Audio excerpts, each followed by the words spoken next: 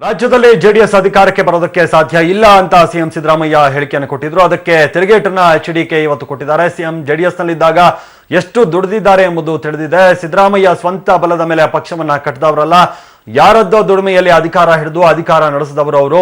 1999ರಲ್ಲಿ ಅನುಗ್ರಹದಲ್ಲಿ ದೇವೇಗೌಡರ ಮುಂದೆ ಕೂತು ಕಣ್ಣೀರು ಹಾಕ್ತಾ ರಾಜಕೀಯ ಬಿಟ್ಟು ವಕೀಲಗಿರಿ ಮಾಡೋದಾಗಿ ಹೇಳ್ಕೊಂಡಿದ್ರು. ಆಗ ಅವರಿಗೆ ಆತ್ಮಸ್ಥೈರ್ಯ ತುಂಬಿದವರು ದೇವೇಗೌಡರು.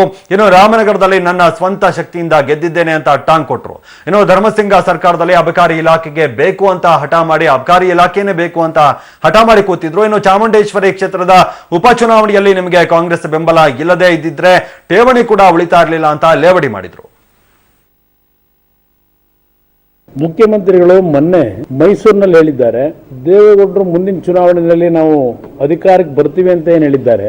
ಯಾವುದೇ ಕಾರಣಕ್ಕೂ ಜೆಡಿಎಸ್ ಬರ್ಲಿಕ್ಕೆ ರಾಜ್ಯದಲ್ಲಿ ಸಾಧ್ಯ ಇಲ್ಲ. ನಾವೆಲ್ಲ ಇದ್ದಾಗಲೇ ಜೆಡಿಎಸ್ ಪಕ್ಷವನ್ನ ಅಧಿಕಾರಕ್ಕೆ ನಾವು ತರಲಿಕ್ಕೆ ಸಾಧ್ಯ ಆಗಲಿಲ್ಲ. ಈಗ ಆ ಪಕ್ಷಕ್ಕೆ ಯಾರು ಮತ ಕೊಡ್ತಾರೆ ಅಂತಕ್ಕಂಥ ರೀತಿಯಲ್ಲಿ ಬಹಳ ಕೇವಲವಾಗಿ ಮಾತನಾಡಿದ್ದಾರೆ. ಅವ್ರಿಗೆ ಪಕ್ಷದಲ್ಲಿದ್ದಾಗ ಎಷ್ಟರ ಮಟ್ಟಿಗೆ ದುಡಿಮೆ ಮಾಡಿದ್ದಾರೆ ಅನ್ನೋದು ಗೊತ್ತಿದೆ ನನಗೆ. 1989ರಲ್ಲಿ ದೇವೇಗೌಡರು ಸಮಾಜವಾದಿ ಪಾರ್ಟಿ ಮಾಡಿದ್ರು.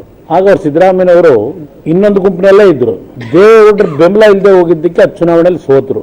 ಸಿದ್ದರಾಮಯ್ಯನವರು ಎಂದು ಪಾರ್ಟಿ ಕಟ್ಟಿದವರೇ ಅಲ್ಲ, ಅವರು ಯಾರಾದ್ರೂ ದುಡಿಮೆ ಮಾಡ್ತಕ್ಕಂಥವ್ರ ಬೆಂಬಲದಿಂದ ಅಧಿಕಾರ ಹಿಡ್ಕೊಂಡು ಬಂದಿರತಕ್ಕಂಥವ್ರು. 99ರಲ್ಲಿ ಇದೇ ಅನುಗ್ರಹ ಮನೆಯಲ್ಲಿ ದೇವೇಗೌಡರ ಜೊತೆ ಕೂತ್ಕೊಂಡು ಕಣ್ಣಲ್ಲಿ ನೀರು ಹಾಕೊಂಡು ನಾನು ರಾಜಕೀಯದಿಂದ ನಿವೃತ್ತಿ ಹೊಂದ್ತೀನಿ ಮತ್ತೆ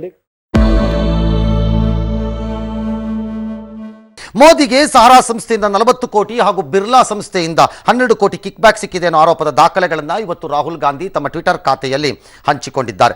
ಇನ್ನು ನಿನ್ನೆ ರಾಹುಲ್ ಆರೋಪಕ್ಕೆ ಇವತ್ತು ಸ್ವಕ್ಷೇತ್ರ ವಾರಣಾಸಿಯಲ್ಲಿ ಪ್ರಧಾನಿ ಮೋದಿ ತಿರುಗೇಟು ಕೊಟ್ಟರು. ಮೊದಲಿಗೆ ಒಂದು ಬ್ರೇಕಿಂಗ್ ನ್ಯೂಸ್ ಇದೆ. ರಾಜ್ಯ ಸರ್ಕಾರ ಬಿದ್ದು ಹೋಗುತ್ತೆ, 3 ಸಚಿವರು ರಾಜೀನಾಮೆಯನ್ನ ಕೊಡ್ತಾರೆ ಅಂತ ಯಡಿಯೂರಪ್ಪನವರು ಹೇಳ್ತಾನೆ ಇದ್ರು. ಆದ್ರೆ ಇದುವರೆಗೂ ಕೂಡ ಆ ವಿಷಯಕ್ಕೆ ಸಂಬಂಧಪಟ್ಟಂತೆ ಯಾವುದೇ ದಾಖಲೆಗಳನ್ನು ಅವರು ಬಿಡುಗಡೆ ಮಾಡಿಲ್ಲ.